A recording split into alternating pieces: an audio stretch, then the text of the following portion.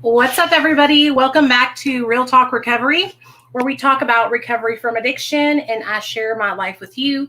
My name's Nicole. I'm a person in recovery. My sobriety date is July 13th of 2015. And tonight we're going to be talking about motherhood and addiction recovery.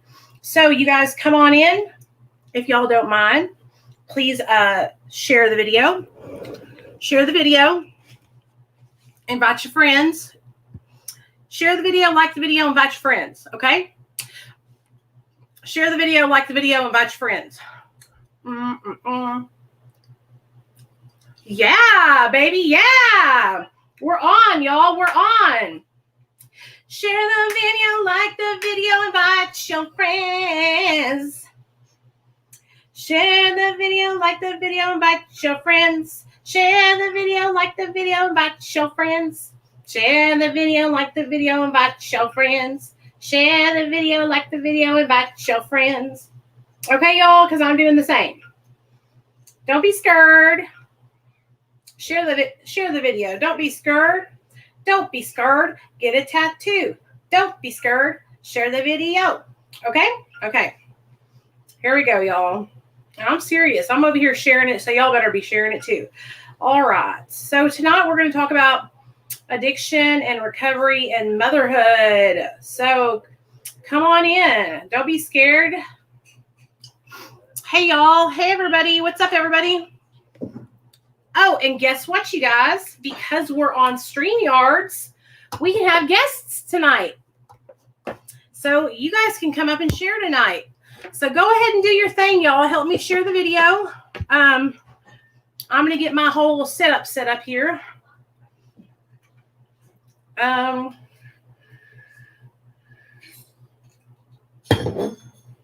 Okay.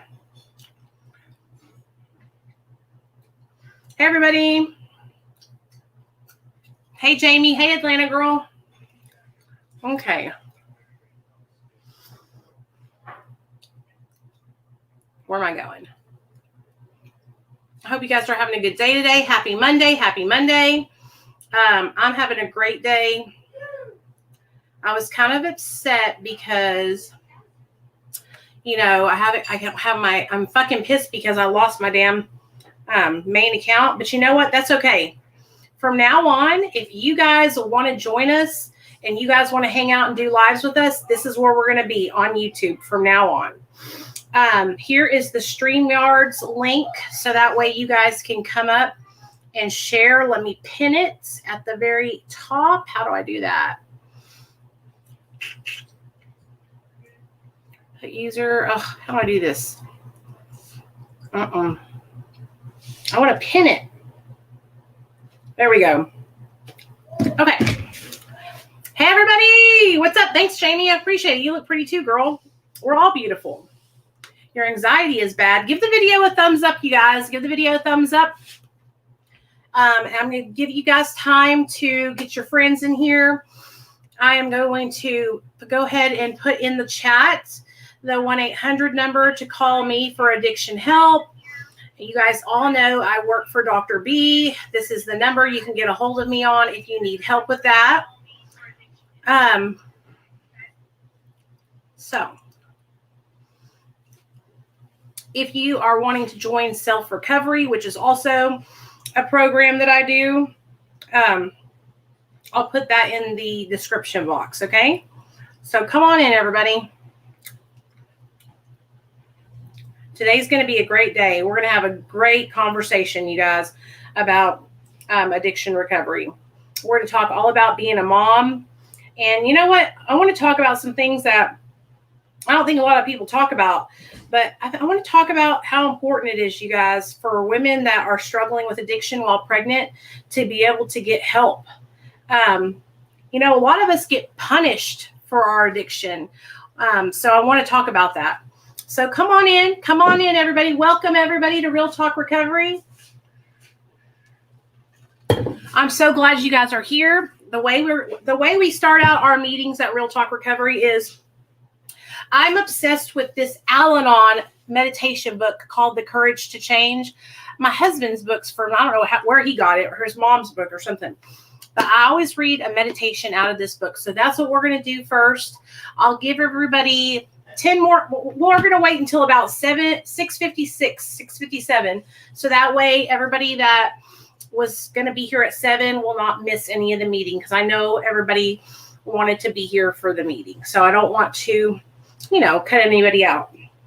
Oh, my glasses are so. Ooh. So come on in, everybody. Come on in. Mm-hmm. So we hit 10K, y'all. We hit 10K on TikTok. I'm so freaking proud of us.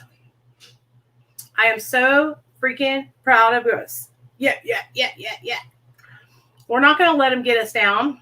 We're not going to let them keep us down. We're going to keep on doing the damn thing. So come on in, y'all. When you get here, let me know you're here. Drop a comment. Let me know you're here. Let me know what your sobriety date is and all that good stuff, okay? Here we go. I'll put this right here. Join self-recovery here. Let me know you're here by putting your name and your sober date. If you don't feel comfortable sharing your sober date, that's okay. Just let me know you're here and tell me something that you're grateful for. Okay? Sober date and something that you're grateful for. I think we can all do that, can't we? Hey, Colin. Hey, the hair scientist. I love that name. Hey, Miss K. How you doing? I'm going to be okay. I'm okay now, girl. We're back at it again. We're not going to let them get us down. You guys, what I do is I help people, right? And so when people are trying to prohibit me from being able to help people, oh, hey, Ashley, it really affects me.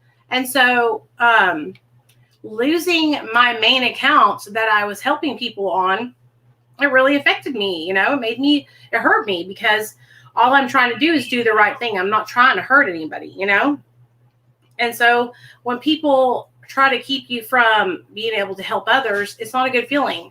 And it made me depressed. Soberflex is here. What's up, Soberflex? Glad to see you here. Yay! All my people from TikTok are coming. Okay, let me make a TikTok and let people know What's up, you guys? We're live over on Facebook and YouTube. It's Real Talk Recovery with Nicole. Tonight we're talking about motherhood and addiction recovery and fatherhood. So we don't want to leave you guys out. So come join us. Okay. Motherhood and fatherhood, y'all.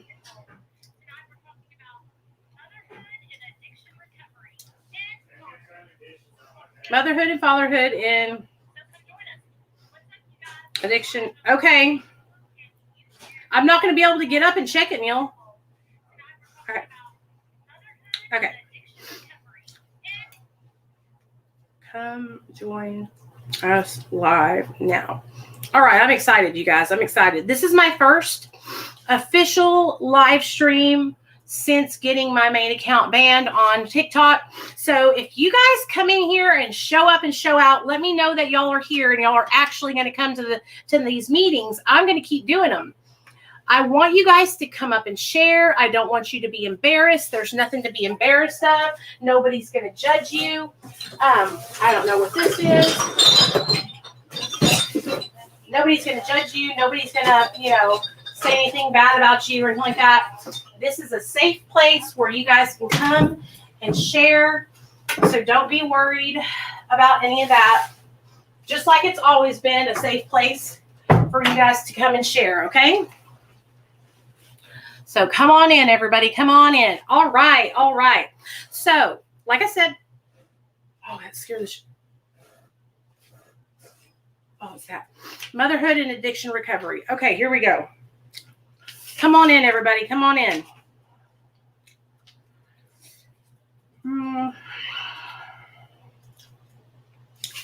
Hold on. What's today's date, you guys?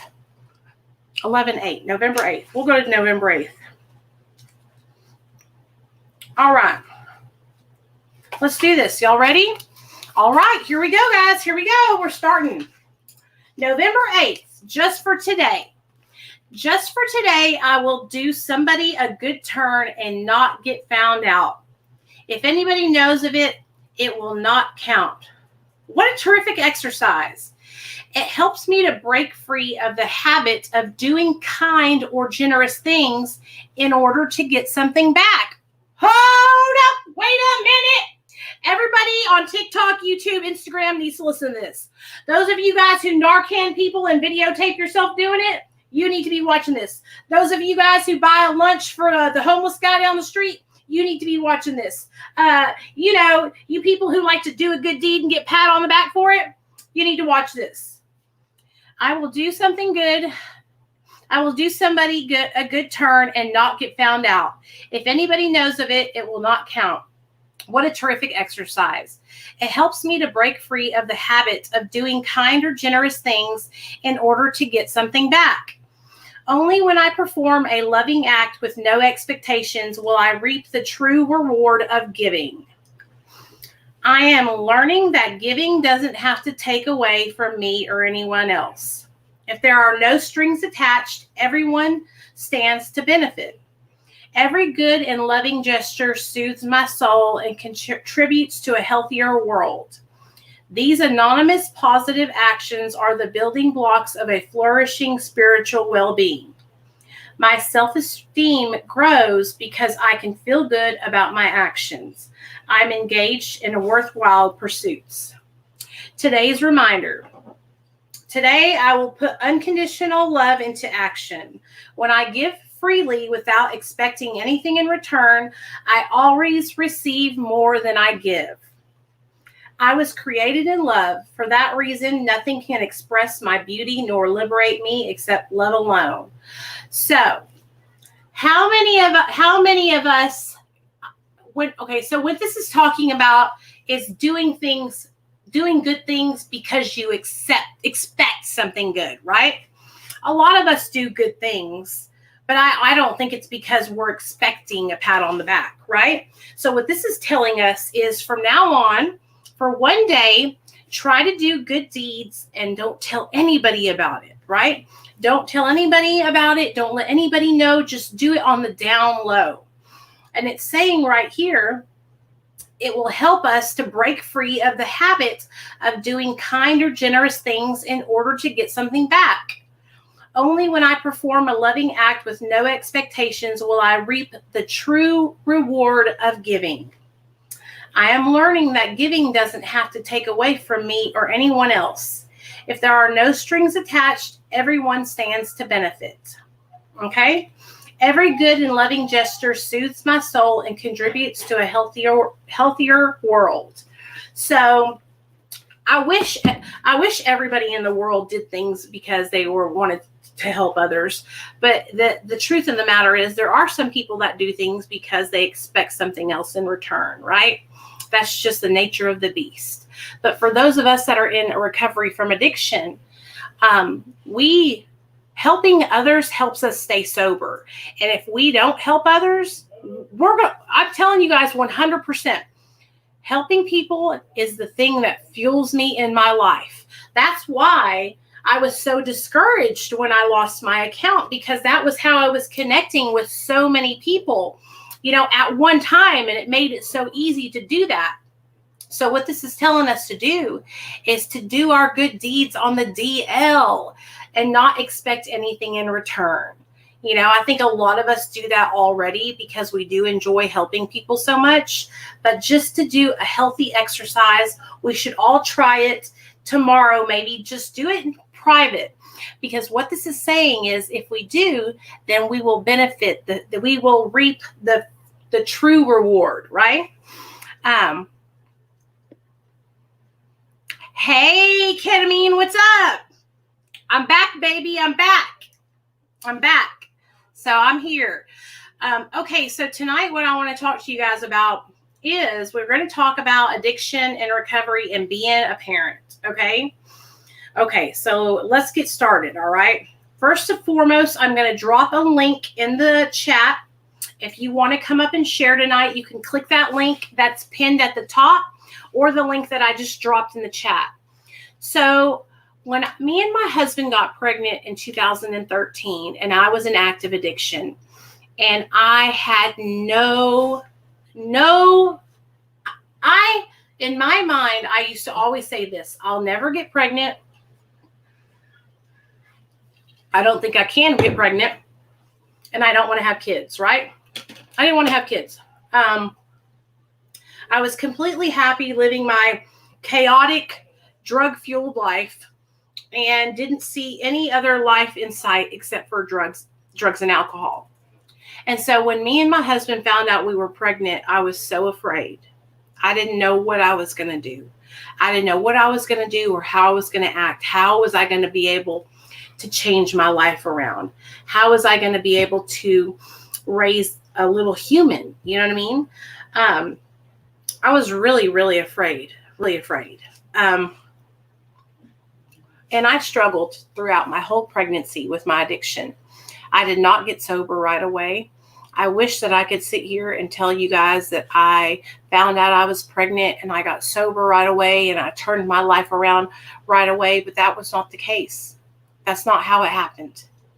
I struggled with methamphetamine addiction throughout my whole pregnancy, and I later gave birth to my son while I was under the influence of methamphetamine. The reason why I tell you guys that is because I feel so fortunate that I didn't lose my son that day that I gave birth, okay? Because the way the United States is set up here in the U.S., that they take your kid first and ask questions later, okay? They don't say, you know what, it's okay. We see that you're struggling with a disease of addiction. We're going to help you. They see that you are struggling with a disease of addiction and they take your kids, okay? And this brought up a question that I was asking myself earlier today of why is it that people that struggle with a disease of addiction, why are we punished first? Why are we treated like half-rate second-rate citizens? Why are we treated like we are like we have some kind of moral failing, right? Why are we treated like shit? Okay. Wouldn't it be a lot more productive to see a mother who's struggling with addiction during her pregnancy and get that mother into a treatment program for mother and baby? So that way when mother gives birth, she's already learning how to take care of her baby. Hey, Tiffany. She's already learning how to take care of her baby and be a mom and be healthy, you know, but that's not how the United States works. The United States sees a person struggling with a disease of addiction and it's automatically take the baby away. Take the baby away, give it to somebody else because this person is flawed. This person is a terrible person who surely can't take care of a child, right? I used to think that same way until I joined TikTok and I met so many women who told me that they were drug addicts, functioning drug addicts, while they were mothers. Mothers who, you know, would use wine, mothers who would take speed and do all their motherly duties and running around and all this. And though I don't think we need to be using drugs while we have our kids, what I'm trying to tell you guys is, like, I want you to take out the worst idea of a drug addict that you see, right? I want you to take out of your mind the idea of the person living under the bridge with a brown paper bag and needles hanging out of their arms. And I want you to see a soccer mom. I want you to see a soccer mom that you had no idea had any kind of addiction problem. A soccer mom that's at every freaking game, every PTA meeting, has the costumes made, the hair done cute, the money for the lunch, everything. Picks them up on time, drops them off on time, everything perfect, right? That's what a lot of mothers who struggle with addiction and fathers that struggle with addiction, that's what they look like. They don't look like somebody living underneath a bridge with a needle hanging out of their arm. Okay? So what I was thinking about was how ass backwards it is that instead of given help and resources, people are shunned and made to feel ashamed that they're struggling with addiction. And addiction is the only disease where we are punished for it instead of treated for it. You know, if addiction is a disease, not a choice, like we all know that it is, right? Then why is this? Why is this that mothers are ripped from their children? You know, I believe that when I gave birth to my son, if they knew that I was under the influence, they should have offered me help and treatment. Now, I don't know how I slipped out of the cracks, right? But I did. I finally got on subs as of today. You are a big influence in my decision. You're so awesome. Thanks for giving me the extra strength I need to do this. Hey, Crystal, good job, girl. I'm proud of you. And if you need any help on your Suboxone journey, just let me know, okay? I got your back. And listen to me, you guys. Hey, Ashley, this has taken me a long time, you guys, to like get to a point where I feel confident talking about this, because like I've done the work. I've worked hard. I got my son back. He's in my full custody. But here's the thing. My son could have done without being separated from his mother for a whole year. Okay. And the option to have my son and go to treatment, that wasn't given to me. They said, if you can find a treatment center that will take you and your son, you can go to that, right? And I was like, thank you, Jesus. But here was the thing. Here in Arkansas, there's only one place like that, and it's called Arkansas Cares. And I had private pay insurance, so they wouldn't take me. They would only take me if I had Medicaid. So what the hell does that make any sense? I had good insurance, and I couldn't even get into a place where I could take my child and learn how to be a mom and be a mom sober and healthy. Hey, Donna. You know, and this happens to so many men and women who lose their children when they are struggling with addiction. Let me tell you guys something. I know more women and men who lose custody of their children, and when they do, it breaks them. They feel like they have nothing else to live for, and they don't get sober because they feel so broken, and they do the opposite of what I did. Okay, what I did was say, oh, you got my kid? Hell no, motherfuckers, I'm coming for y'all. And I started working my ass off to get my son back as soon as I could. But I knew how to advocate for myself. I knew how to find a treatment center. I knew how to do all these things, right? There's people out there that they call me every day. They don't even know where to begin to start looking for treatment for themselves. Okay, they don't even know what to do at all. They don't know how to advocate for themselves, is what I'm saying. And so when their child gets ripped out of their arms, they're defenseless. They have no idea. And I truly believe that the system is set up to make people like that fail. Okay, they take the kids from you, and they see you and they break you down, and you feel weak and sad, and you're crying, and you want your baby back, and you don't know what to do, and you are totally defenseless, right? You're totally defenseless. You cannot do anything because you can't fight back because you have no defenses. You don't know what to do. And I was so fortunate enough to know what I needed to do. And that's how I was able to fight back and get my son back that quickly. You know what I'm saying? So what I believe, and this is what I want to talk to you guys about, what do you guys think about what I'm saying? Do you think that, you know, mother and father and baby should be separated from each other right away, and then the mother or father needs to go into treatment? Or do you believe that they should be able to have a chance to do treatment with their child? I think that would be so much better if the kid could go, if you could be in a house where they're teaching you like how to be a mom, how to be a dad, how to make a bottle, how to breastfeed, whatever you need to do, right? Because I had to learn how to do that, all of that. I didn't know how to do any of it. My mom came down from New York, I remember, and she tried to teach me the little bit of stuff that she taught me. But I think it was so, so important.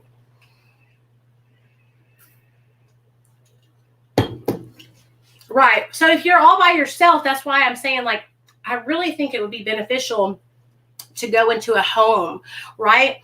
Like if you're a guy who has custody of your kids, take you and put you in a house where you are with other men who are in the same position as you are. It's like, and they have you and your kids, and you have your own room with you and your kid. No, Debbie, it's no, Brenda. They have no. That's not going to happen until I'm unbanned from TikTok. Sorry. They are going to have you and your child together, so that way you guys are like learning how to be parents. You know what I'm saying? So there's a place like that here in Arkansas, and it's amazing. But anyways, let me talk to you all some more about this. So whenever Nathaniel was born, I was so fortunate that they didn't come and rip him out of my arms.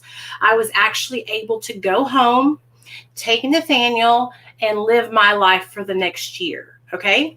Now, for that next year, I learned all of the basics. I learned how to breastfeed. I learned how to change a diaper. I learned how to give him a bath. I bonded with my baby. And that's what I'm talking about. When a baby is first born, the only thing it knows is its mother's smell, its mother's heartbeat, its mother's voice, skin-to-skin contact, all of that. I want you to imagine being a baby, being born, and being taken from your mom the moment you're born, and think of the trauma that inflicts onto a newborn baby, right? And so when a mother gives birth to her baby, they have a connection that nothing can ever understand that connection, right? For me, I was so fortunate that my baby was given to me, and I was able to bond with Nathaniel. And I think that is what saved me and Nathaniel's life, our relationship. Because if I hadn't been able to bond with my son, if Nathaniel had been taken away from me at birth, I would have never gotten sober, because I would have had no connection to my baby. You know, I would have had nothing. And so I'm so grateful that I was able to take Nate home with me for the next year and try to be a mom and try to be sober. But that's where everything else failed. I didn't have any kind of like sober support for new moms, sober support for new fathers, you know? And that's what I'm trying to help you guys and kind of create here is every Monday, I want to make it to where this is like a sober support live stream for moms and dads in recovery. And then, because what we're going to do is we're going to do a Monday live stream, a Wednesday live stream, and a Friday live stream. So you guys know from now on, every Monday, Wednesday, and Friday, you can come here. There'll be a live stream on YouTube and Facebook. It will air, to everybody. So I'm happy to kiss you here. I don't think parents should have their baby taken away immediately. You need time to bond and learn. Right, absolutely. And here's the thing, you guys. Like, I understand that some people when they give birth, they're homeless. They have nothing. If a woman comes into an ER to give birth and she's homeless and addicted, they should give her the option to stay there and go into a treatment facility with baby. Or if she decides against treatment, then she gets separated from her child. Do you know what I'm saying? I hope that, I don't even know if they have that where they will take baby and mom, but I really hope that they do. Because I know for me, like me and Nathaniel bonding it made all the difference in me getting sober and changing my life. Because I had my son for that first year, it made me want to get better. It made me want to get sober because I loved my son so much. And I wanted to fight for him, and I wanted to turn it around, and I wanted to be a better person. And I'll be honest with you guys, when I was pregnant with Nathaniel and I was in my active addiction, I wanted to be better then. I was just sick. I was sick and I didn't know how to stay sober. I didn't know what to do without drugs and alcohol. I had used drugs and alcohol for so many years. Thanks, Donna. I had used drugs and alcohol for so many years that I didn't know how to stay sober at all. Here, why don't y'all do this? If y'all want to throw in $1, paypal.me/recovery journey. Do it on this because YouTube be taking everything. Y'all know how it is. Or is that not how you do it? Hold on, guys. I want it to work. www.paypal.me/recovery journey. There you go. Okay. Anyways, sorry about that. Never caught you on here, just TikTok. Hey, Alyssa, what's up, girl? What's up? What's up? I'm glad that you're here. I'm glad that all of you guys are here. And I just don't want any of you guys to feel like nothing is changing. I'm just doing this here because honestly, it's too shaky, right? It's too shaky on TikTok. Like they can pull the wool underneath me and the rug out from underneath me at any time. Here, I can't be stopped. Okay. Yeah, I can see your comments, Missy. I can see your comments. So I want you guys to know that you can come up here and share tonight. I have a link that's pinned at the top of the comment section. Anybody can come up and share. If you're a mom and you're in recovery and you want to share about your experience when you first got sober and learning how to be a new mom in sobriety, you can come up and share that. If you're a dad and you want to come up and share about what it's like being a dad in recovery, you could come up and share that. Like y'all are, if you just want to come up and share how your day was, you can come up and share that. If you want to talk about what you're struggling with, you can come up and share that. You can share anything here. Nobody's going to judge you. I won't allow any mean comments. You don't have to worry about that. Okay. So back to the show. So like I was saying before, whenever I got my son and I had him for that first year, it was, when I tell you guys, like, I loved my son so much, I still love him so much, but I'll show y'all some pictures of when he was first born. And I reflect back on that time, and I think about the time I wasted being high. And I wish I could go back and make it different. I wish I could go back and make it better, you know? But I can't make it. I can't change it. Oh, I can't change it. But I can show with, I can't even know if you guys can see these. Why does it look like that?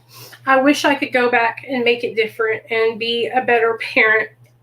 My mom flew all the way down from Arkansas or from New York to help me learn how to be a mom and to show me how to breastfeed and everything. Hey, Miranda, I see you, girl. It was amazing. Hey, girl.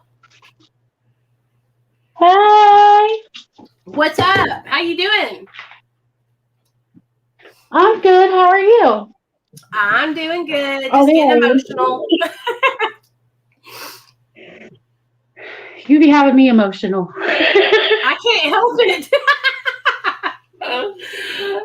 So talk to me. Tell me what's going on. Nothing. About to clean my kitchen and feed my kids. That's good. What was it like for you when you got sober being a mom? It was really hard because I have older kids. I have a 13-year-old and a 10-year-old, and then I have a 2-year-old. So it was really hard, like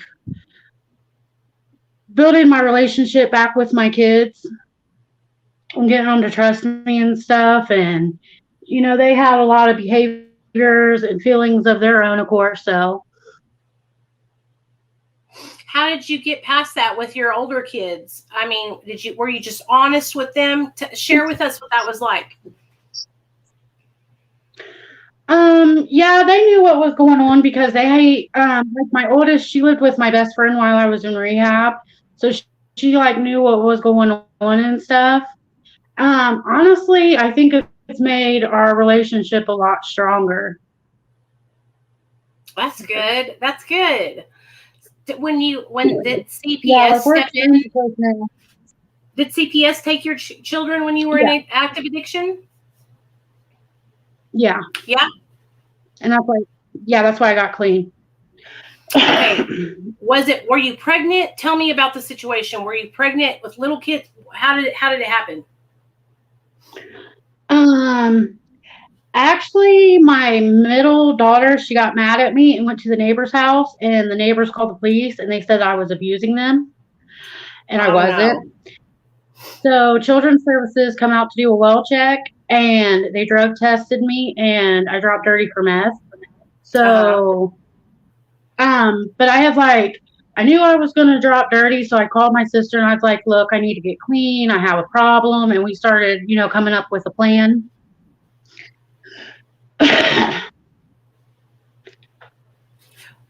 So did they give you the option to like keep your children in the home if you like started doing recovery classes, or did they automatically just take them? Well, I tried outpatient, but it really didn't work for me because like I don't know, like I was still really heavy in my addiction, and like I would be like, oh, I don't have to go for a week so I can get high for a week and then I'll be able to get clean. And thought, I was like going to slide through the system that way. And so, and my sister, she's in recovery, so she's been through the addiction stuff, and she was like, I really just think you need to go to outpatient, and she was pushing for that. So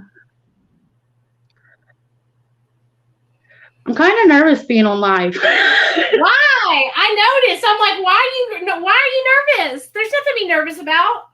Don't be nervous. You're fine. You're doing great. It's just like we're at a regular meeting, only we're not. So how long have you been sober? I've been trying to go live with you forever. You can come. I've been sober 1 year. From now on, I'm going to be doing these lives like this every Monday, Wednesday, and Friday here on YouTube and Facebook, because I'm not fucking with TikTok no more on the live streams. I'm not going to do them anymore there because they keep on banning me, and I don't want to lose my account, Yeah, they're ridiculous. They banned me from going live before I ever went live. Yeah. And when I went to see what the issue was, when I went to see what the issue was, they said I was underage. So I said, okay, I sent them my ID because I'm 33. And they've never got back to me. So I made a backup account, and it's already to like 1,000 and something. But I'm like, Nicole, don't even go live no more. Girl, I'm banned again. I keep getting banned. Every time I go on there, these people mass report me. Those girls that don't like me, they just keep mass reporting me.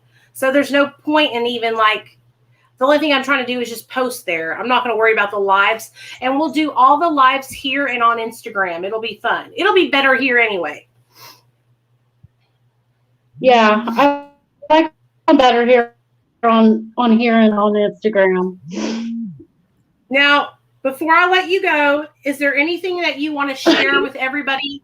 Like anybody that's out there that's struggling? You got any words of wisdom or anything that you want to share with anybody that out there that's listening?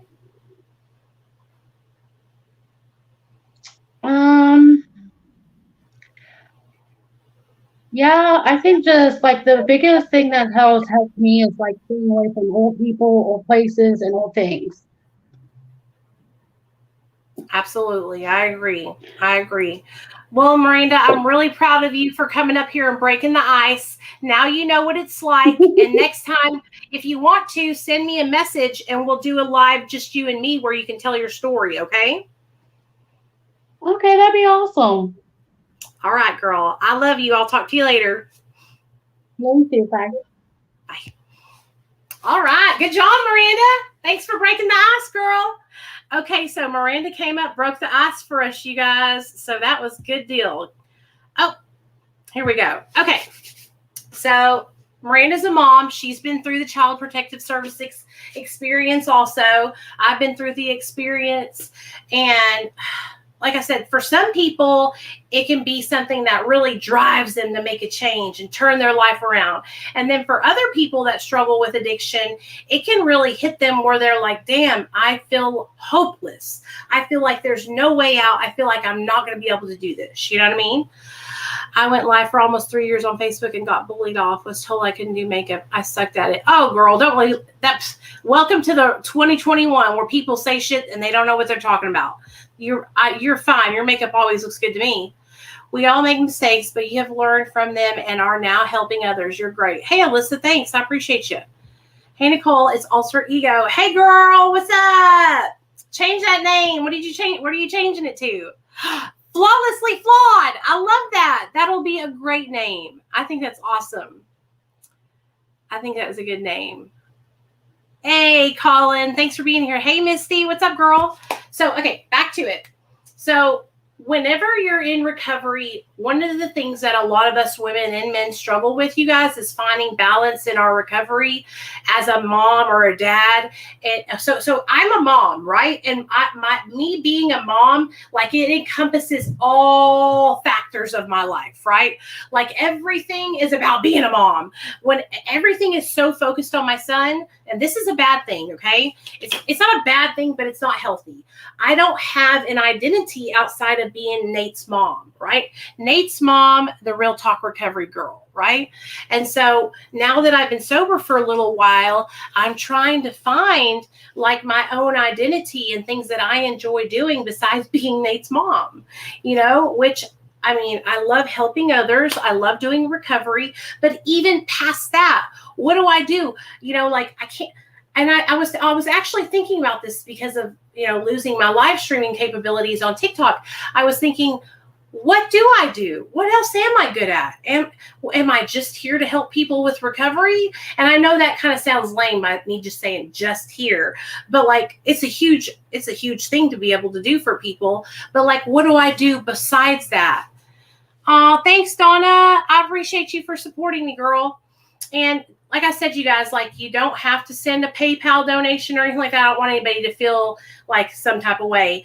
But if you do, that's all good. And it'll kind of be like, one of my friends had talked to me about doing it. And she was like, when you go live, just drop your PayPal and say, if you feel inclined to, donate to the cause, go ahead and throw $1 in the basket, but you ain't got to. Okay. So I appreciate your support, Donna. It means a lot to me. I appreciate it. I'm always grateful for anything you guys send my way. And so now what I'm trying to do as a mom is I'm trying to find me, Nicole, me, just Nicole, right? Because it's been like years since I've just been Nicole. For the longest time, I was Nicole, Neil's girlfriend. Then I was Nicole, Nate's mom. And then, before I was Neil's girlfriend, Neil's wife, Nate's mom, I was my own Nicole who liked to dance, Nicole who liked to sing, Nicole who liked to, play basketball and do fast pitch softball. And, I was good at a lot of things when I was younger. But now, since I've gotten older, my whole identity is wrapped around recovery and being a mom. And so I'm kind of having this like internal tug of war where I'm trying to find my place just in life in general, and you guys are going to see me go through that because, of course, I show everything on here. But I've been thinking about that a lot lately and thinking like, do I need to change things up? Should I do this differently? Like, I never want to get away from helping people because that's like, helping others is what I feel like I'm good at. Like, if there's one thing that I can actually do good, it's be of service and help other people and encourage other people. And I really, really enjoy helping other people. So I don't ever want to get away from that. But I do want to start focusing and narrowing it down and getting in to see who is Nicole? Like, what do I actually enjoy doing now? Today, hey, Tin the Garden now. What's up? Thanks for coming in. Today, I was thinking back to, I love makeup. Debbie, I used to do makeup professionally for JCPenney. I worked for their cosmetic department when I was 18 years old, y'all. That's how long I've been doing makeup. And I was the bomb.com. I used to make tips and everything. One day I will send you something. Oh, don't worry about it, Missy. You're fine, girl. I'm on Sublocade and they aren't getting my shot in until a week late. So anxious. Oh, you'll be fine, Misty. You'll be fine. And honestly, I don't know why that's happening because, hold on a second.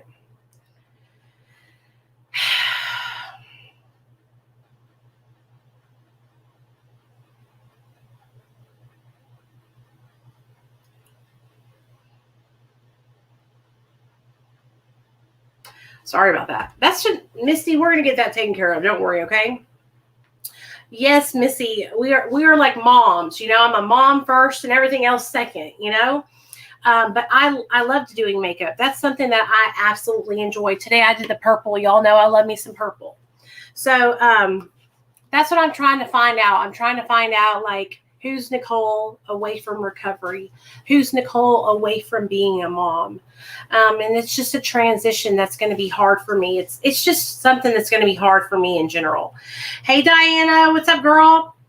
Diana, how long have you been off the Sublocade shot? When's the last time you stopped taking the Sublocade shot? Because I want to know, because I know a lot of people are on it and are scared that they are going to go through withdrawal.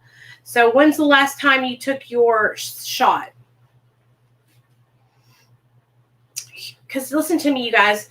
Diana took the shot, okay, you took it for 3 months and then stopped it for 3 months, right? And have you felt anything, like any withdrawal or anything like that? See, I got a comment today, Diana. I want to read it to you guys because I got a comment on my YouTube channel from somebody that got the shot and had a bad experience. So I want to read it to y'all. Let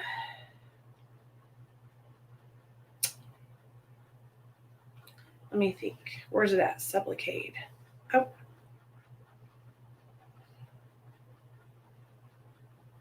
Damn. I can't find it. Anyways, it was a video about, or a comment about Sublocade. Okay, I'm so proud of you, Diana. That's what I'm going to have to do, you guys. Like, I swear to God, I do not want to have to worry about taking medication for the rest of my life. And Sublocade just keeps sounding better and better and better and better and better. Like, I'm so serious. I think that I'm going to go that route. If you want to come up and share, you guys can come up and share.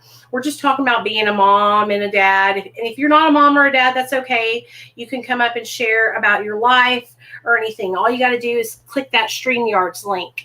And I also put my little PayPal link in the chat. You don't have to donate anything, but if you feel like helping your sister out, you can do that too. I'm going to tell you guys,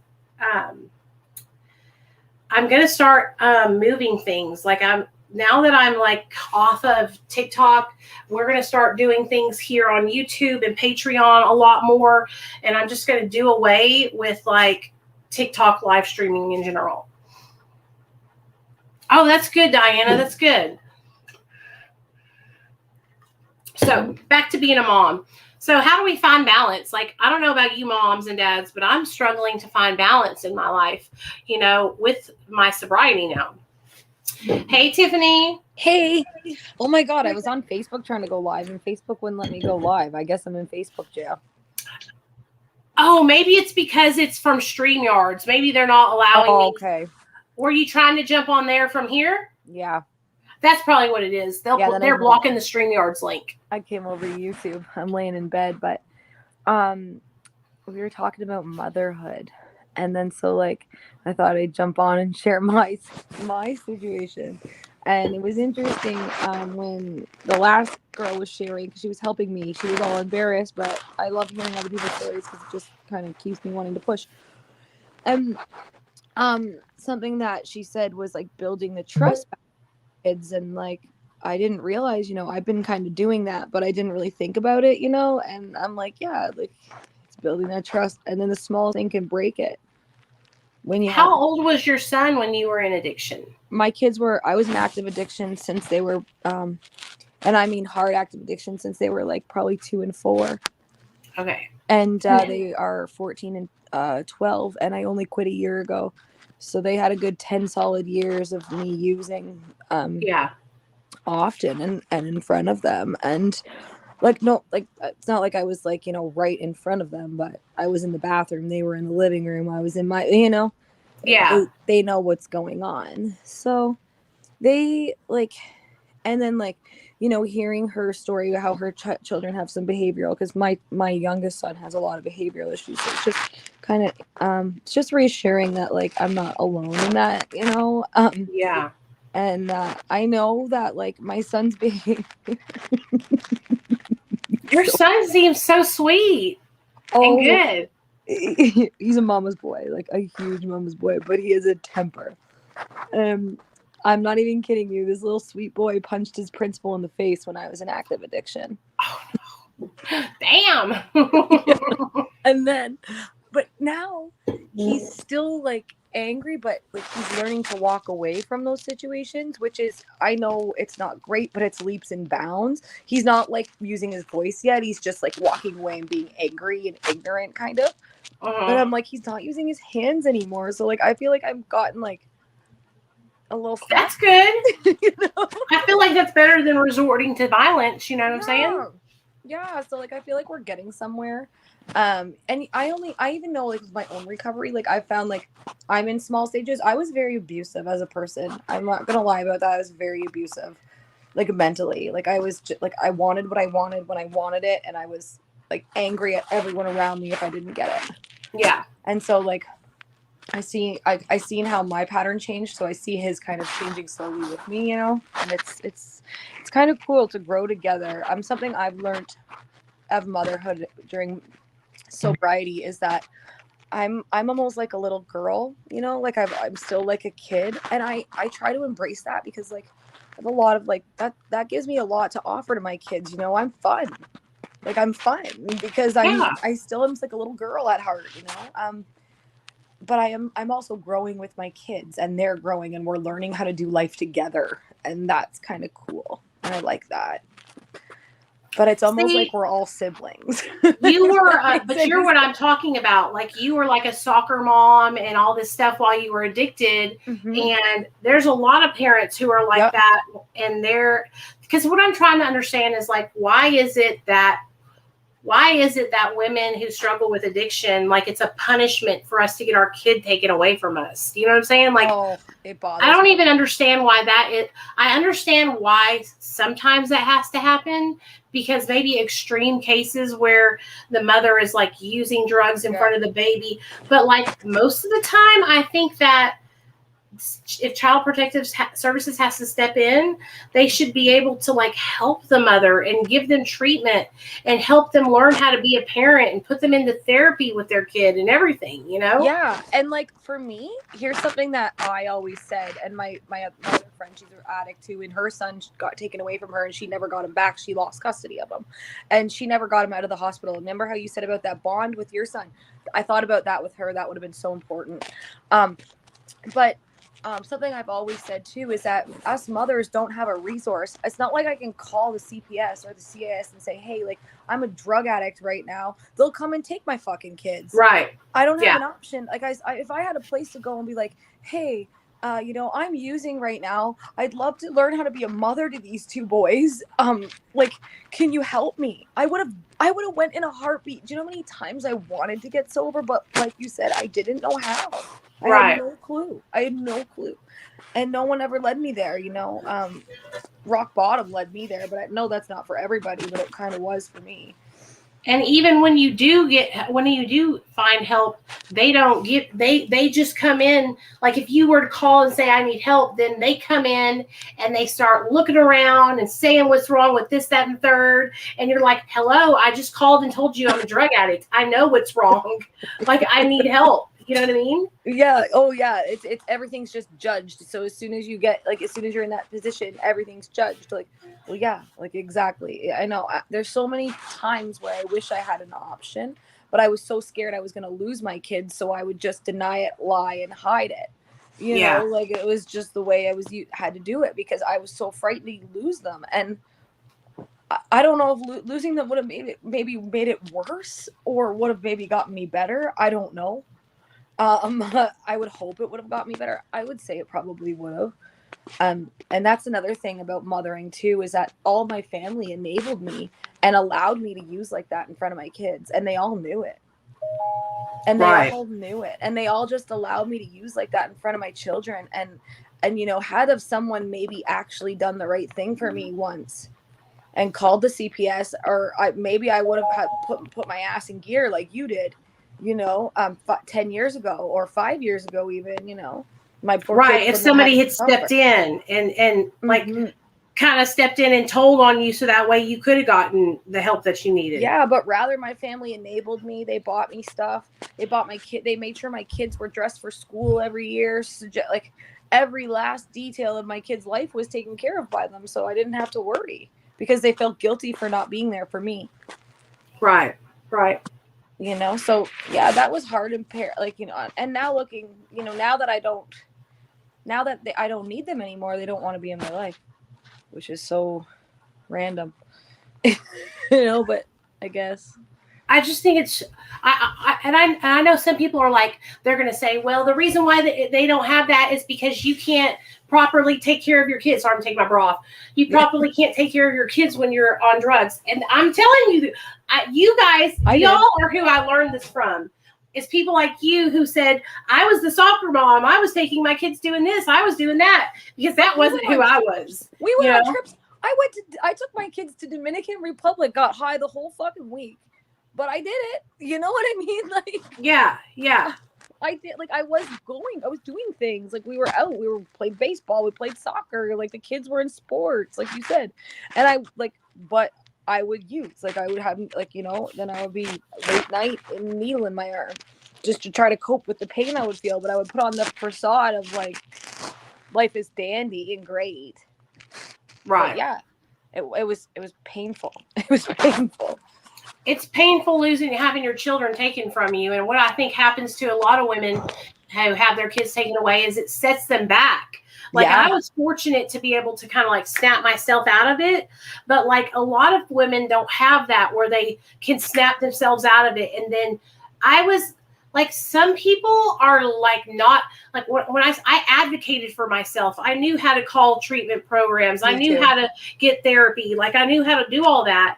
A lot of people, when they're like messed up like that, they have no idea how to do anything. A lot of these women didn't complete high school. A lot of these women don't even have their GEDs. They were sexually abused and they were in the system at themselves. So like they need to be offered help. Yeah, there's like zero resources for mothers and literally like that the issues that would solve alone. And to like, and I mean, my husband and I were talking about this today. Like, you have the tax dollars to take children out of homes, so you have the tax dollars to help the mother as well. Like, you know, like get the mother and the child fixed. Like, you know, like help them heal. Like, why are we taking kids? And like, I just don't understand that. And honestly, I saw this thing. I was a on good Instagram. Mother of active addiction. Yeah, I was using, but I still was a good mother. I fed my kids. Listen to this. I saw this lady, you guys, on Instagram and on TikTok. Her daughter's name is Journey, and it's the Department of Human Services or whoever, they literally took this lady's kid. They stole this lady's kid, like for real. The lady has never abused her child, nothing. The lady adopted this little girl from another lady who was unable to take care of her daughter. She was a drug addict. She asked this woman, will you adopt my daughter? The girl went through the proper chain of command and legally adopted the little girl. The woman was in college to be a social worker, and there was a lady that she worked with that was also doing social work that did not like her and started just calling and making these false reports about her. And they took this lady's kid away. It's in Texas. And it's called Journeys Warriors 2021, JOURNIS Warriors 2021. And when I tell you, you can't see it. It's just the saddest thing. The little girl is so beautiful, and they just took her kid. And that's what they can do to you. They can do that to you by people just calling and making fake reports. Yeah. And all it takes is you getting some shitty worker that comes to your house that has nothing better to do. They're on a power trip. They're bored, and they want to fucking do something for the day to make your life a living hell.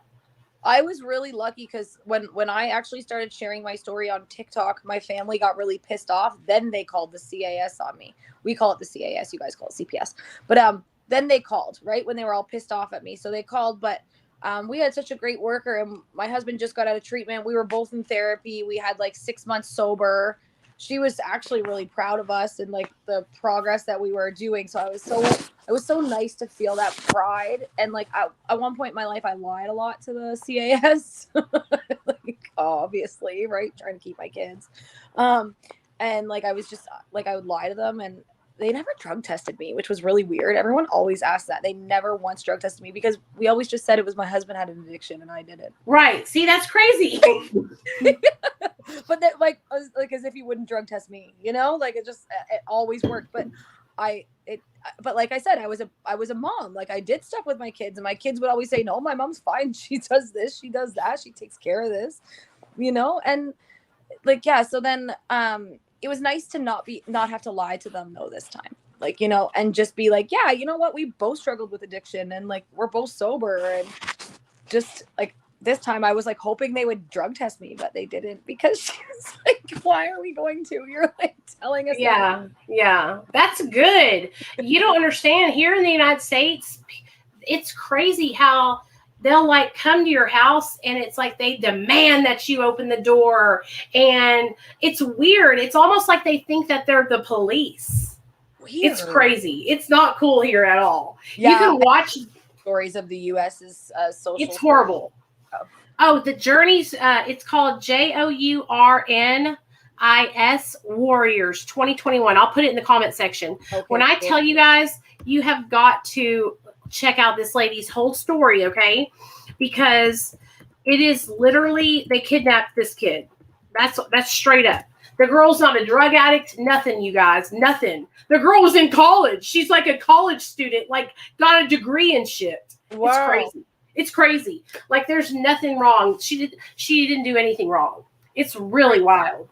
The U.S.'s justice system's really bad too for survivors. Like we can go by circumstantial evidence, like, but you guys, it's like you need like hard ass. Might as well fucking have done it this morning. I'd be like, you know, like sexually abused. Like that's what I mean. Like it's crazy to like kindergarten now. I see them, baby. Thank you. You're so sweet. You don't have to do that, but I appreciate it. The systems are so broken. The systems are just so broken. They just are broken. Absolutely. Absolutely. Yeah. But thanks for letting me share. I love you, girl. Thank you for always coming on. I'll see you later, okay? Yeah, we'll see you again. All right. That's Tiffany, y'all, though. Tiffany has a podcast called Never Alone Support Podcast. Supportive services. Sorry. And when I tell you guys, she is a literal superstar. She does videos about childhood sexual abuse. She is a childhood sexual abuse survivor. She was RAPED'd by her dad since she was her stepdad since she was 3 years old. She ended up finally pressing charges on him when she was 14 or 15, and he got convicted and had to do prison time. So it's like the real deal.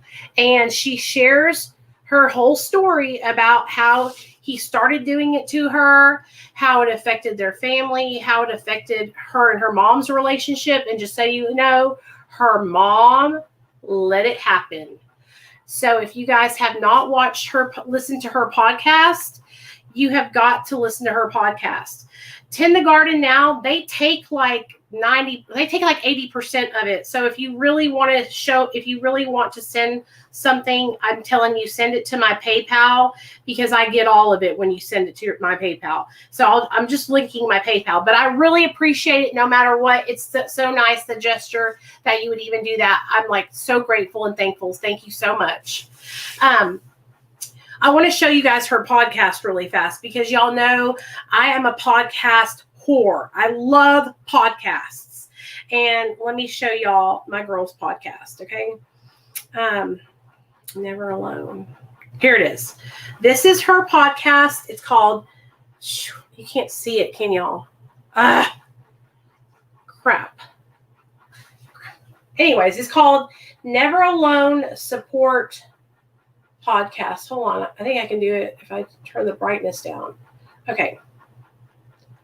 Boop. I love her. I love her podcast. I love how brave she is. There it is. There it is. Never Alone Support, Tiffany Hamilton. And you can find it on any podcast stream thingamajigger. But she tells it all. What really caught my eye about Tiffany was how brave she was to share about what was going on and what happened to her at a young age. And she doesn't pull any punches. She shares the truth. And it might knock the wind out of you because she shares it so openly. And at first it caught me off guard because I thought, oh my God, because I've never heard a person who is a victim of assault like that speak about it so openly and not with any shame. So it's so good, and I want you guys to know that you would love her. You will love her. I did have her on my channel, and she shared her story, and she did a really good job. So anyway, back to the CPS that we've been talking about. So like I said, sure, I believe that in some cases, Child Protective Services helps because some people are really, really, really bad off. But when you have somebody like me and Neil, yes, I was an active drug addict, but we had a loving family who was willing to take our son and take care of our child until we could get better. What was the point of taking our son out of our unit, our home unit, our family unit? You know, the reason why they did that is because they wanted to get paid for my kid. You know, leaving him in the family unit with my mother-in-law and father-in-law, then they probably wouldn't have gotten the same amount of pay that they got. Do you understand what I'm saying, you guys? Like, I think that the child should always remain with the family. So that way they're not like uprooted and have to go through that trauma. And you know what? It breaks my heart because I know my son has abandoned issues. Thank you, Tend the Garden. I appreciate you so much. I know my son has abandonment issues because of being taken away from me for that year. I know that it affects him because when I'm late to pick him up from school, if I miss one day, she's from Canada, if I'm like late even 5 minutes, my little boy starts crying and he gets scared. And I say to him, Nathaniel, have I ever forgotten you before? And he'll say, no. And I'll say, well, what makes today any different? Why would I forget you today? And so I really believe that being away from me for that year affected him, you know, and it breaks my heart because I'm responsible for that. So anyway, I get very emotional talking about my son. Y'all know that. I just want you guys to know that, like, if you're a mom or you're a dad and you're in recovery and you're trying to find your way, that you're not alone and that I know how you feel. When I first got sober, I didn't know how to be a mom. I didn't know how to discipline my son. I didn't know how to do anything except for try to make him feel better and love him and buy him stuff. And I made so many mistakes at the beginning because all I would do was buy him stuff all the time, right? And what that ended up doing was creating a little spoiled, rotten monster. So now what I'm trying to learn is that buying him things isn't the answer, right? Spending money on him is not the answer. What he needs from me is he needs balance. He needs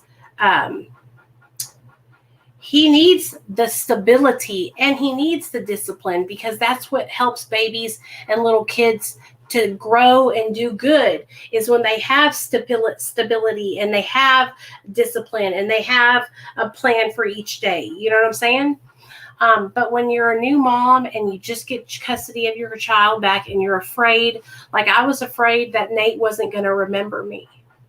I can remember at night I would lay in my bed and I would ask my husband, do you think that Nate's thinking about us right now? Because I would be laying with my husband after I got out of treatment. And I would lay there and I knew Nate was in someone else's home, in someone else's bed.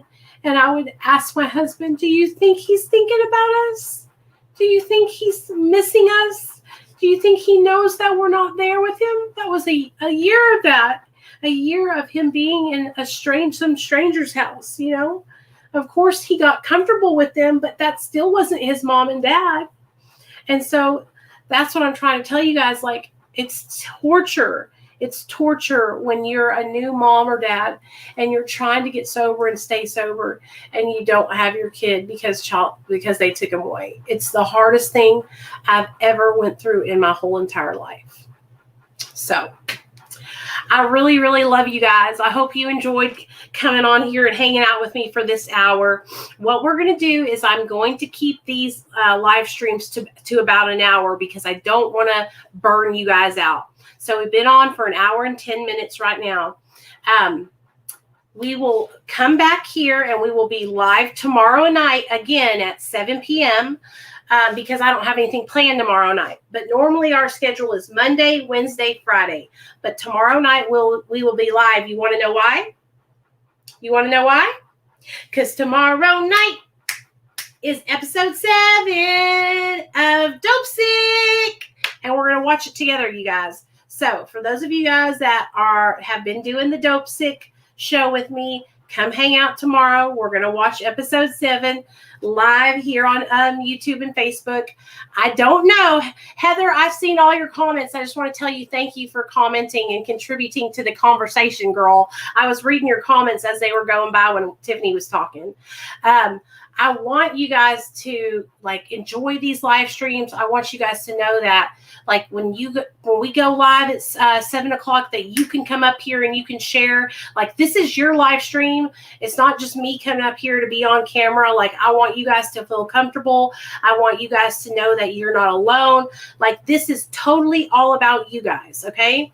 And so tomorrow night we are going to do our show with Dope Sick. Okay. Absolutely, Ashley. I'm back, girl. So I want you guys to schedule this in your mind, okay? Every Monday, Wednesday, Friday, we go live at 7. Every Monday, Tuesday, Wednesday, Friday. So I'll take Thursday nights off, okay? But Monday, Tuesday, Wednesday, Friday are our live streams because Tuesdays we do Dope Sick, so we can't miss that, okay? Oh, Debbie, you better come tomorrow night then, sister, because we're going to be doing it. Now, do you guys know if YouTube or Facebook will cut me off for doing it? I don't know, because I was doing it on TikTok. Hey, Alicia, thanks, girl. I'm glad I'm back too. Missy, it's okay. I'm okay now.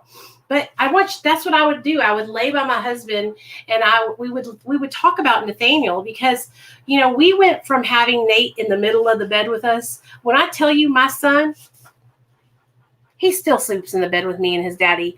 And we are such a close family.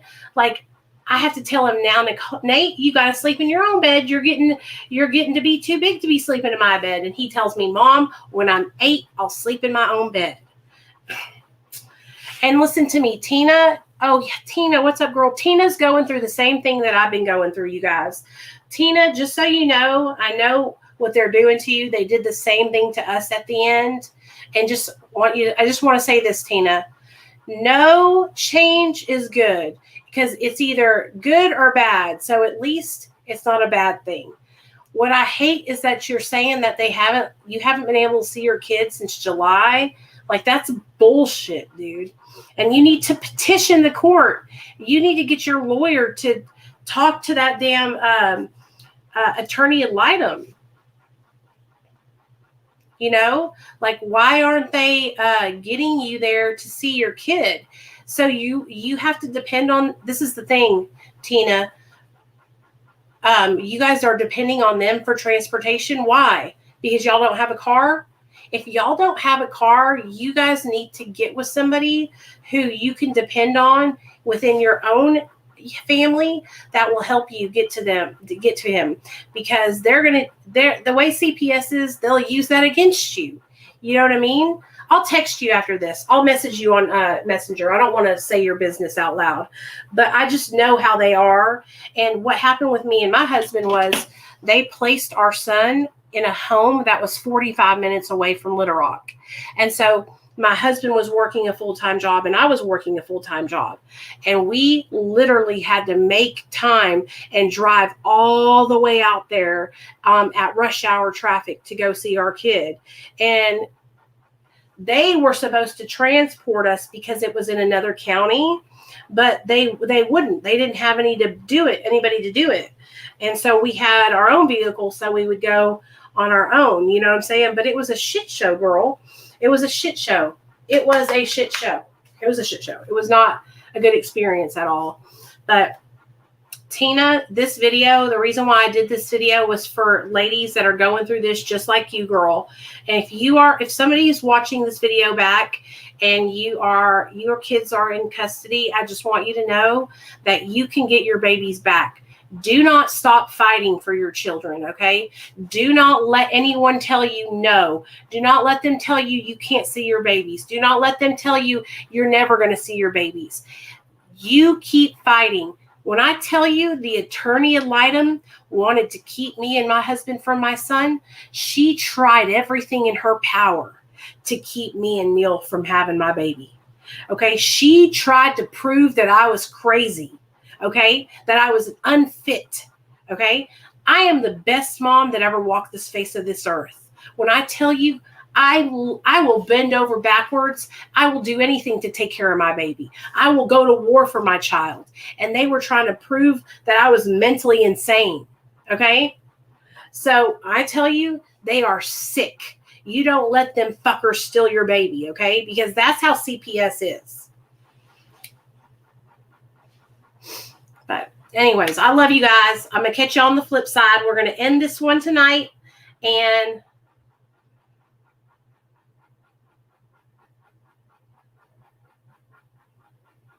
okay, you need to make sure that you are documenting every time they don't show up. Okay, girl?